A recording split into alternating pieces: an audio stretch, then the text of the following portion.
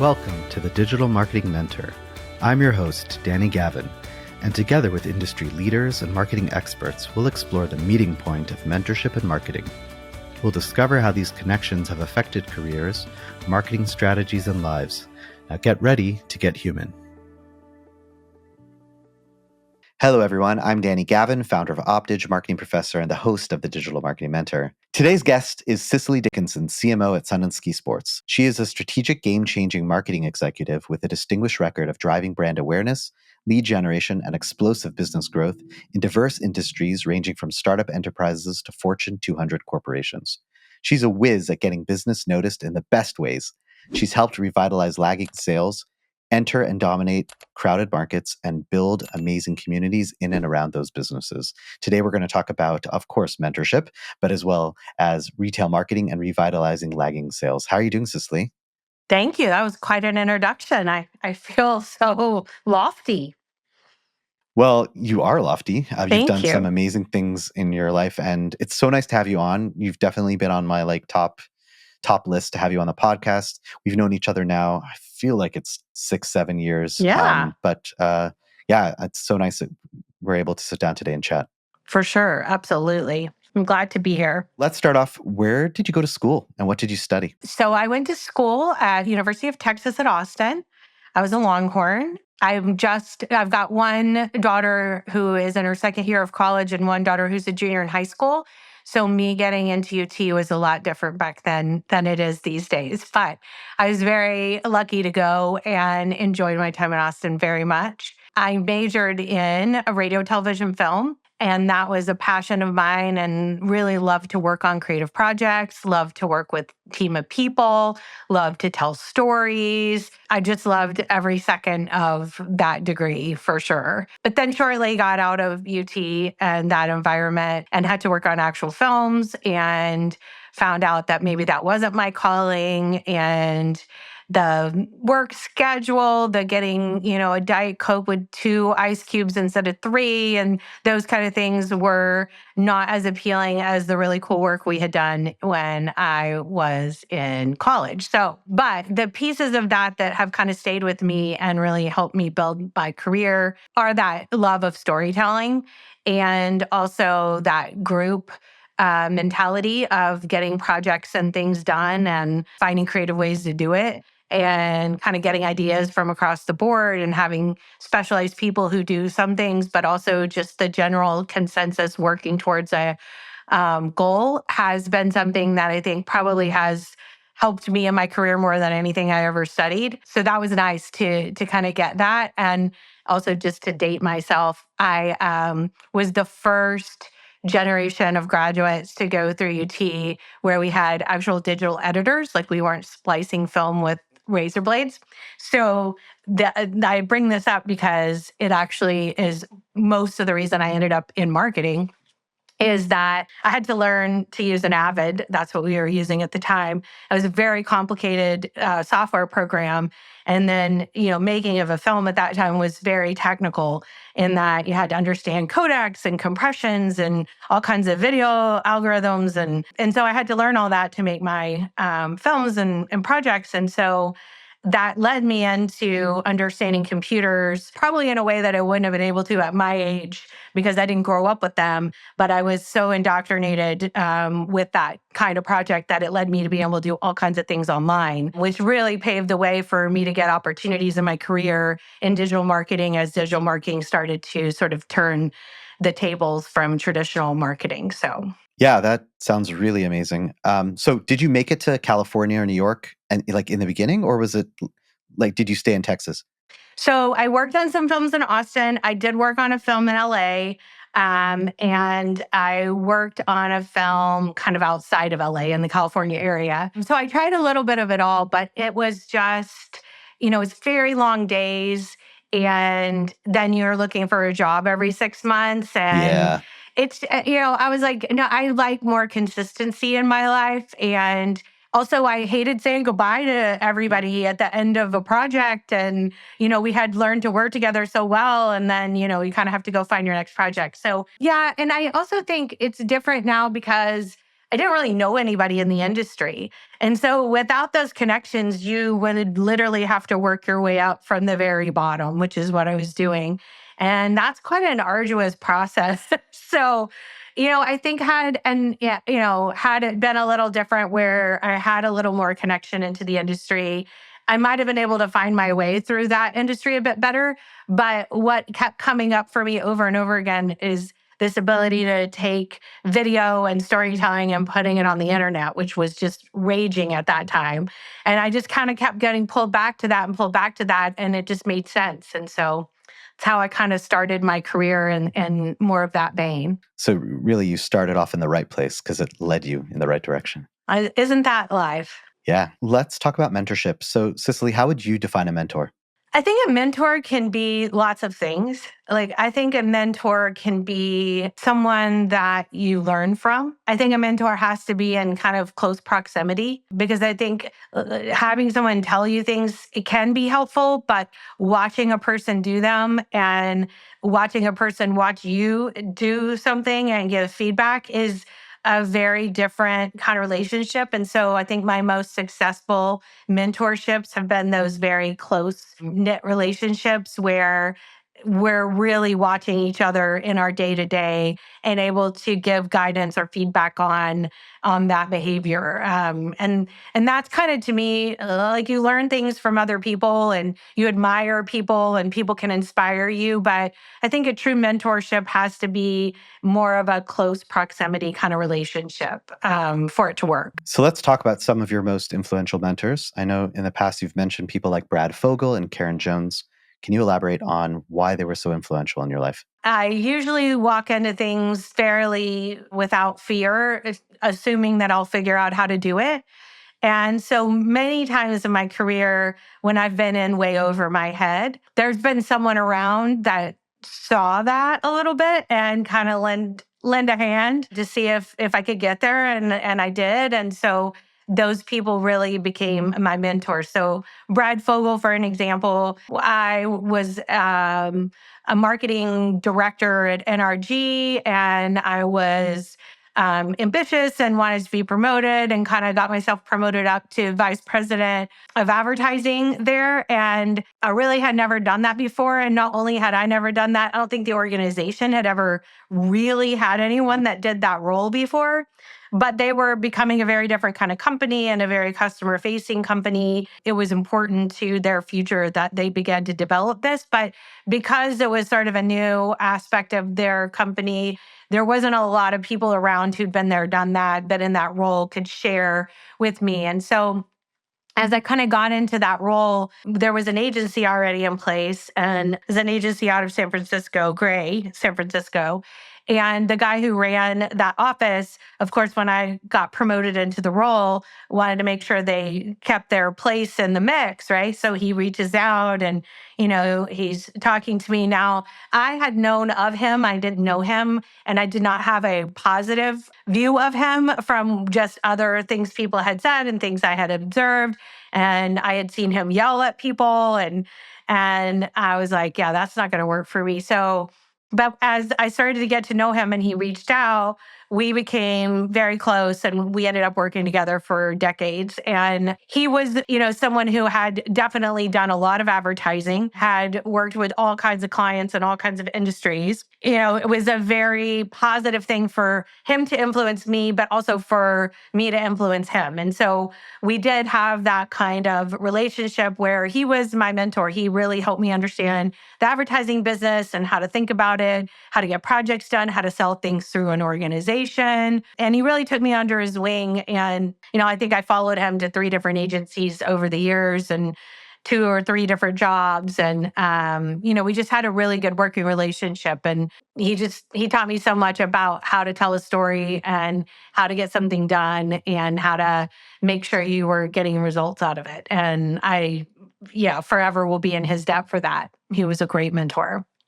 Yeah, and I want to highlight the fact, me being in an agency, that's wonderful that even though an agency partner, it is a partner, but could technically just be, doing the work and not have the connection. It's so nice that he actually reached out and created that relationship, which, sort of went above and beyond what he had to do. Yes. Oh, for sure. So what about Karen Jones?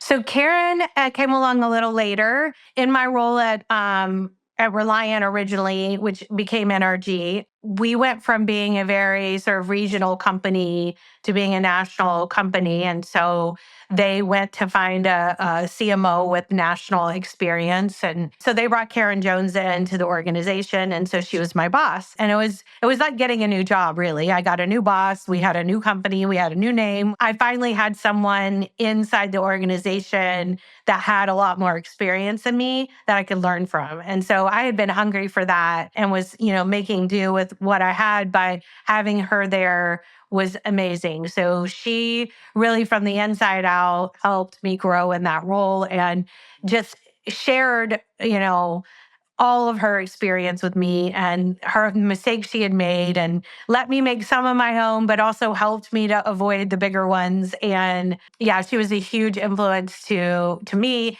And then when she decided to move on to her next role, I had never been a CMO before, obviously, and she wrote this wonderful recommendation to the CEO at the time and just said, you can go look for somebody, but I think you have the person right here, and recommended me highly. And I don't think without that, I would have gotten the opportunity.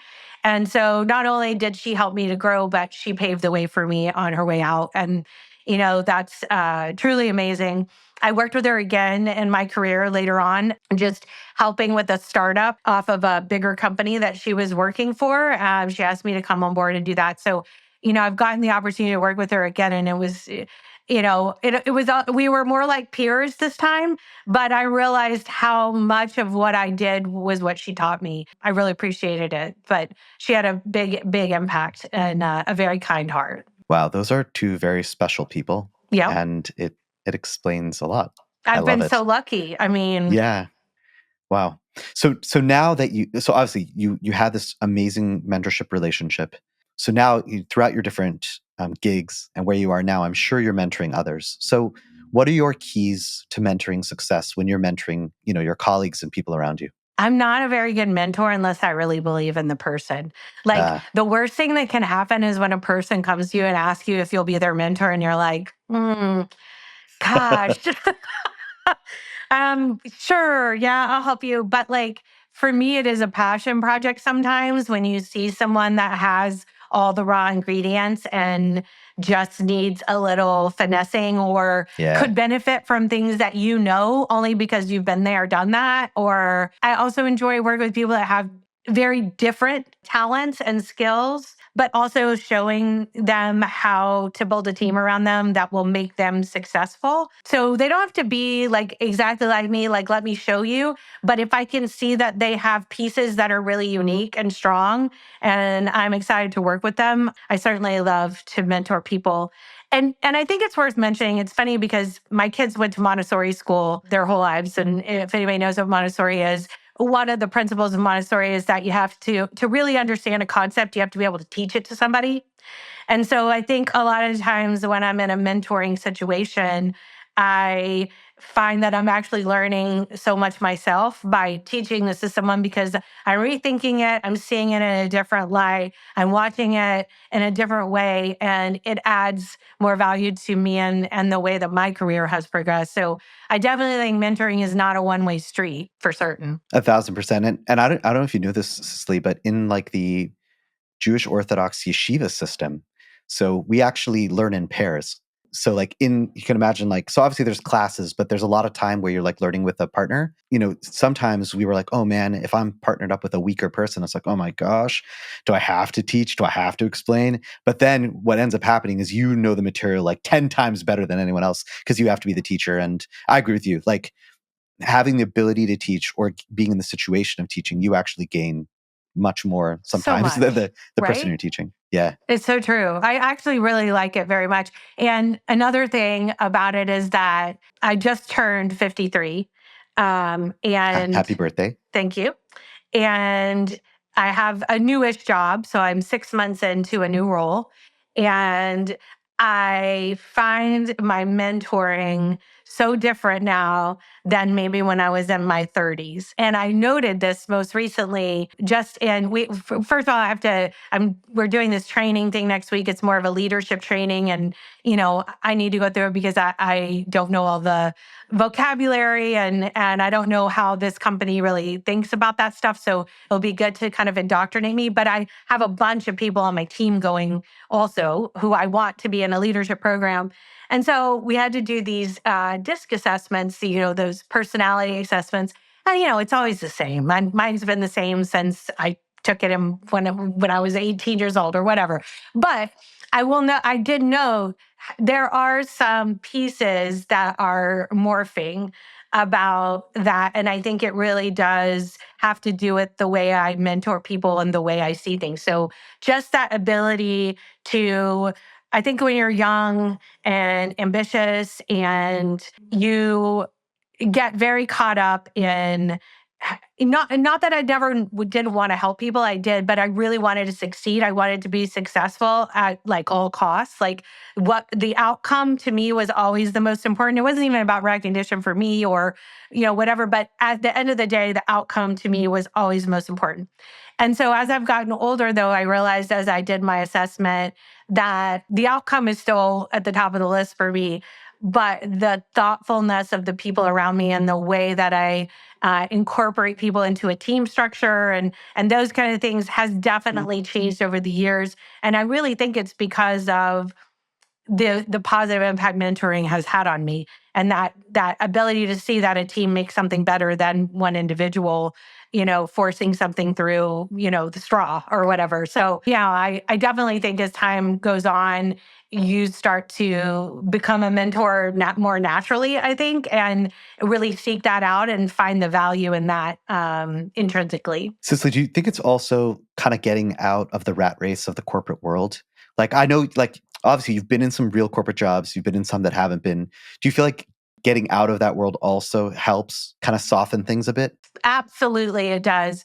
It's funny though, because I think if I hadn't been in those corporate jobs, I wouldn't think what I think today though, because I wouldn't know what I did know, right? And Right. it's like the systems and tools and things you have access to in those corporate jobs are so valuable and they're very expensive and they may not be something you have access to later. So all that you can absorb when you're in those roles that you can then bring to a different environment, it's so useful and it really can take a group, a team, and elevate them really quickly if you've had that experience that you can bring to it without having to rebuy all the tools and have access to all that, if that makes sense. So I think, yes, I definitely think some of it is that, but it's also, I think, just like seeing the big picture gets bigger. The big picture is like, oh, yeah, I did that and it worked. I could have just done this and it also would have worked and it might have worked better. And so having seen like what comes to fruition in different circumstances, I think helps. Oh, totally. And I think that's why you're such an amazing marketer, is because you have been in a lot of different situations. And therefore you provide a lot more value than if you were like at Shell for 30 years. I know. And isn't it interesting? I think about this all the time. I have to say this all the time, even in my current role. I never got pigeonholed into an industry. I've Yeah. hopped around a lot. And really it is all the same, but there is a definite layer of the in-depth knowledge in a certain industry that you can miss if you're not careful. But again, I think this whole idea of the team and who you need to build around you, that just means I have to put those people who know that industry inside out around me and make sure they have a voice on the team, right? And then we're all going to do better together. But yeah, so that's been nice not getting pigeonholed and being able to try different things in different industries. Wow, that was such a great discussion. Now let's move into your areas of expertise. So we're first going to touch upon retail marketing. So you mentioned that you were at NRG, which is one of the largest power providers in Texas. So while you were there, you wrote a piece about empowering your customers. It's not an easy feat for something as amorphous to the customer as electricity, right? However, at Sun and Ski, where you're currently at, the products are much more tangible. How does this change your approach to this directive? Trying to sell someone something invisible, that if you touch it will kill you, is a very different thing than what I do at Sun and Ski. And I think the biggest difference in the approach is that you have a much more interested audience from the get-go. There's no one that doesn't want to hear about outdoor adventure. I mean, you might be more into it than not, but everybody is open to hearing about it. So you kind of start with your foot in the door to a conversation. Whereas in the energy world, yep, we had to invent the foot in the door. Why would you even give a second to an advertisement, a blog, a video, or whatever, right? That's about this topic. And how do you relate that back to a person and their values or what's important to them? So I think it was very hard to come up with what that looks like. On the flip side, though, it's such a highly competitive landscape for a retailer like Sun and Ski, and there's a lot of people offering these, and it becomes very much a price battle, and brand plays a part, but brand is really hard to get in there and get at because margins are so thin. And versus at the NRG level, we could spend some time on the brand and who we are and what we stood for, and making sure we had the communications to present that to a person. It was just more about making sure that they are paying attention to it at all. And so I think it has taught me, I guess now what I'm saying is conversion is harder and awareness is easier, and awareness was harder at NRG, and conversion, once we got that awareness, became less of a challenge. You've previously spoken about the importance of making your brand likable by your customers.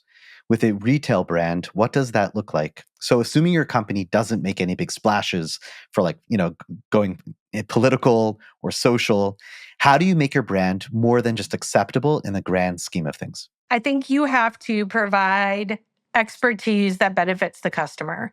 And I think that can come in lots of ways, but I think it's the most important ingredient in the brand. And that could look like a lot of things. For example, at Sun and Ski, it can look like if I come in and I'm looking for a new pair of skis, I want to talk to somebody who can find out what level of skier I am, know my height and weight, know where I'm going to ski, know what I'm going to ski, and help me find not the right equipment, and also then help find the right deal for me. So what else will I need with these skis? What kind of services will I need? And just really getting me prepared for my full adventure, not just the store transaction. And I think when you have those kind of people or online experiences that allow people to research and learn those things, you become more valuable than just a retailer. And I think that is kind of builds likability. I also think you have, as all marketers talk about, these moments of truth when something bad happens, and the way you respond to a customer or potential customer in light of that moment of truth can be your hero moment, or it can be you will never have this customer again moment. So I think those moments of truth are really interesting. I've been reading recently a lot because, as we all know, marketing budgets are getting slashed and slashed and slashed and slashed. You have to get more with less, more with less.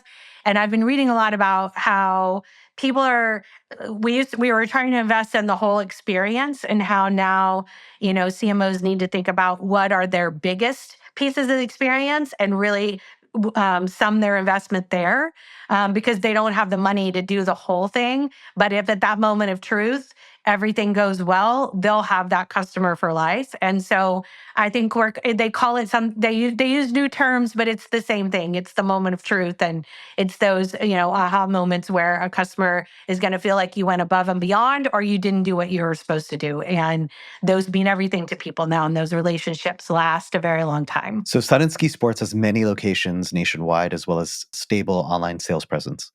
Given the different locations will lend themselves to different sports, how do you customize your marketing strategy to the different regions while maintaining brand cohesion and personality? Oh man, isn't that the question of the day? How do I do that, Danny? How do I do that? I'm like, no, it's so funny. It's true. So I'll just tell you kind of where I am in my strategy with this role is, like I said, I've been there 6 months. Yeah. And the big sort of issue that needed solving immediately was that their e-com channel was not performing at the level that it needed to be. And they wanted someone to come in and do that. So that's something I've had experience doing before. And so that was great. And so I came in, and that is going really, really well now. So Wonderful. we are doing amazingly well in that channel. We've got winter ahead of us, so we'll see, because 3/4 of the business happens in the winter, and so we'll see. But we have set the foundation. We have seen the progress, and I feel really good about that.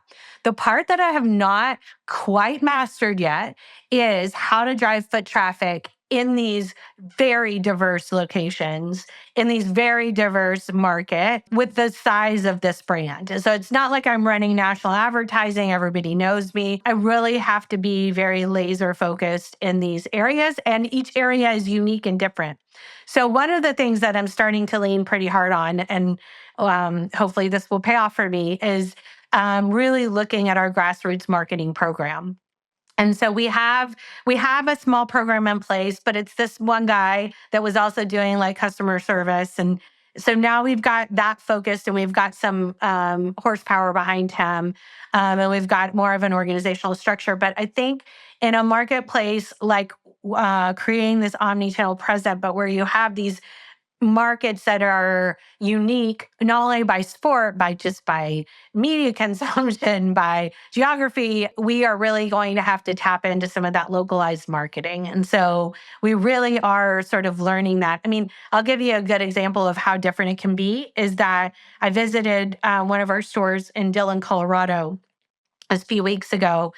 Most beautiful time of year to be there, if you ask me. Yes. It was amazing. I can't believe there's a place in the world that looks like that. Just breathtaking. And so, but I went there, and right now, before ski season starts, it's a lot of locals, right? It's like the guys and girls that live in this town, all year round.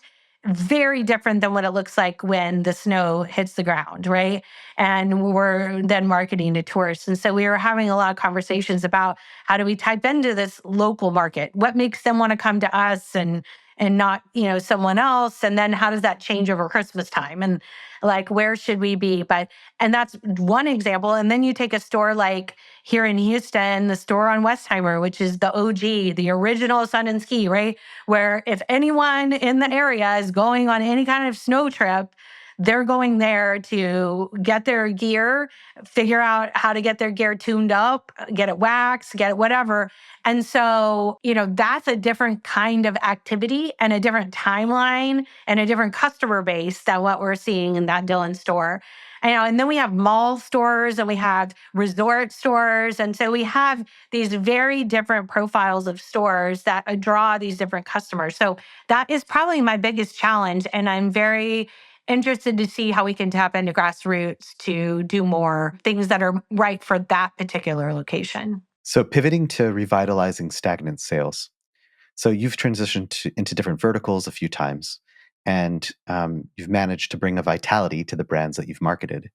So when entering a new business, how do you go about the delicate conversation surrounding sales that have plateaued? I'll tell you one lesson I've learned that I did wrong one time and I did it right this time.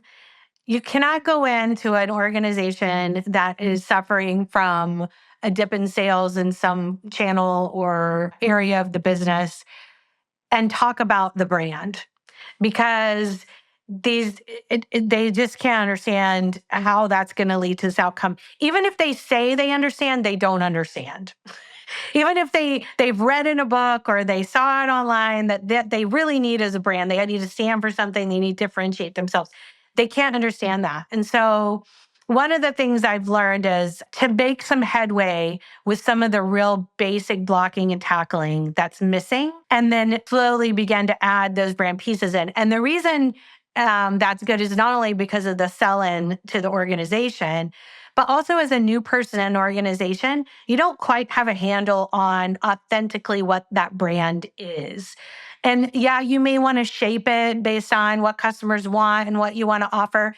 I'd say, 75% of a brand is what it is, like what it organically has become and turned into. And that is the clay that a marketer needs to use to turn something into something differentiated. You may need to add tentacles and eyeballs and feet and whatever to the clay structure, but the basis is there. And so giving yourself some time to really become a part of that culture and see the pros and cons of it and really understand how it's come to be will set you up for a much more successful brand strategy. And it will be like, the icing on top once you get the building blocks in place. And so that to me this time was something I learned from having been a mattress firm. I really hired a mattress firm to go after the brand, and I went hard, and I was like, what they really wanted, needed, but didn't know how to ask for was some of that blocking and tackling that was not in place yet. And I would have been better off had I slowed that brand piece down and really worked on that blocking and tackling first. So that is what I've done at Sunski, and I feel very proud of it so far. And I think we are heading in a great direction. It reminds me of a story where I was once hired as a consultant to an e-com company a couple of years ago. When you're coming into an organization, you have to, you got to see who the different players are, and you don't really want to step on people's toes, right? So, maybe you don't speak up as much. You kind of, don't push your agenda. And then, it was a good gig. And, the CEO at that time was thinking, should I, keep you on for longer or not? And so he went through it. And in the end, he decided not to go with me. And the reason he just said was not because you don't know your stuff, not because you're not good, but Danny, you just didn't speak up enough.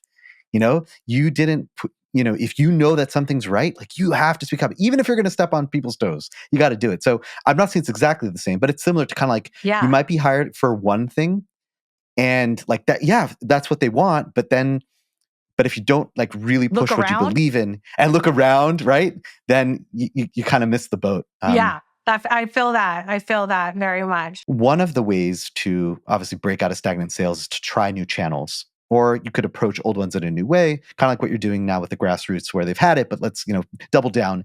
Have there been any other instances where you've taken the approach of trying out new channels and, seeing success with that? They were still doing a lot of more traditional marketing. And so I have moved over to a lot heavier digital marketing mix than what they're used to having. Now, I think I've probably gone from one extreme to the other, and now what I'm doing is I'm learning about each of the markets and which ones may need more traditional in them to succeed just because of who those markets are. So I've got like 3 or 4 different stores that just are not responding in the same way that the others are to the digital marketing, which is much more efficient of a spend. We have much more control over it. We can be very reactive to the marketplace with it. So it has all these pros, but there are a couple of markets where this really isn't getting us where we need to go. And I think I'm going to have to come back and pick up some more traditional and local advertising in those markets. So it's time for our lightning round. I believe you are a book lover. Love to talk about your top 3 or 5 books that you'd recommend or you're reading now. Okay. Do they have to be business books? Not at all. This is about mentorship and soul and not just business. So we're good. I'll tell you my recent reads. Let's see. I read this book called Tomorrow and Tomorrow and Tomorrow. Do you know this book? Have you seen this? No, it's a new book. It's recent this year. And it's about a video game designer. But it's not really about designing video games. It's really about their lives. But I found it fascinating. I really enjoyed it. The character is not really likable, and yet you like him. And I love when I find a story like that. I love when I find a person like that. Like nobody likes this person, but there's just something about this person that is intriguing, right? So I really ended up liking that book very much. And then I read this book called Hello, Beautiful. And it's kind of like a modern day Little Women kind of book. And, coming from 3 girls in my family and also having 2 girls, just the different personalities and watching them progress through their lives and also through their careers and kind of what ended up being meaningful in their career world, I found fascinating. So there's that one. And then I read this really crazy book called Yellowface about this girl who goes to Ivy League school with another woman, and they are obviously both very smart and they both want to be writers, and one of them ends up becoming more famous and successful than the other. and yet they remain friends, but there's kind of some frenemy situations going on. And then there's an accidental death of the successful one, and the non-successful one takes her next book and makes it her own and publishes it. And it is the story of what happens after that. So that one was just fun. And how did a person get to that place where they could do something, like that? And understanding those characters was really fun. So Sounds like something that would turn into a movie one day. yeah, probably so. Probably so. Cool. Well, Cicely, what would you say is your next big project? It could be both personal or business. So a retailer like Sun & Ski typically gets all of its content from the brands, from the vendors. Yes. And so you're kind of at their mercy of what they provide and how that works. And so, which is a lot of the time just fine. But when you want to have your own unique point of view and your own brand, and you want to be talking about things in certain ways that maybe those different brands are not privy to, you can't always depend on them to make the content you need to tell your story. So I'm very excited to start creating our own content. So we have one of the things, because Sun & Ski was born sort of here in Houston, there's a lot of people there who are very much into outdoor adventure and these sports, but there is a fair amount in the marketing team that we're not. And so as we've been kind of restructuring the team, I've been making sure to hire those people who have that passion and who are doing these things on a regular basis. And they're all going to be making content for us. So we have 5 or 6 new kind of content creators with the organization. They've all got their GoPros. They're going out there. They're making content all the time on their day-to-day lives so that we can see what real people looks like. And that's what I'm excited about for the Sun & Ski brand, is kind of making this territory a bit more accessible for everybody. I think a lot of our competitors create this high standard of like elite athlete. And I really want to bring that down and make that something accessible. So by having all these regular people who love and do the sport, I think we can communicate that better. So we're gonna have a lot more content coming out that we're super excited about. Sounds like you've hit the nail right on the head. And I hope so. I'm excited to see that. So, Cicely, where can listeners learn more about you and Sun & Ski Sports? Definitely visit my website, sunandski.com, and enjoy this season we're going into, because it gets really exciting around this time of the year. But also you can follow us on Instagram, Sun & Ski, and you can find anything about me or get in touch with me on my LinkedIn profile, which I guess, Danny, we can leave for people. Yeah, we will. We'll put it into the show notes for sure. Yeah. All right. Well, Cicely, thank you so much for being a guest on the Digital Marketing Mentor. Some of the points that you brought up, you're doing this, I've been doing this for 40 plus episodes, but you've brought some wonderful new ideas, and oh man, this was so enjoyable. So thanks for being Danny. here. Yeah. And thanks, listeners, for tuning into the Digital Marketing Mentor. We'll speak with you next time. Thank you. Thank you for listening to the Digital Marketing Mentor podcast. Be sure to check us out online at thedmmentor.com and at the DM Mentor on Instagram. And don't forget to subscribe on Apple Podcasts, Spotify, or wherever you listen to your podcasts for more Marketing Mentor magic. See you next time.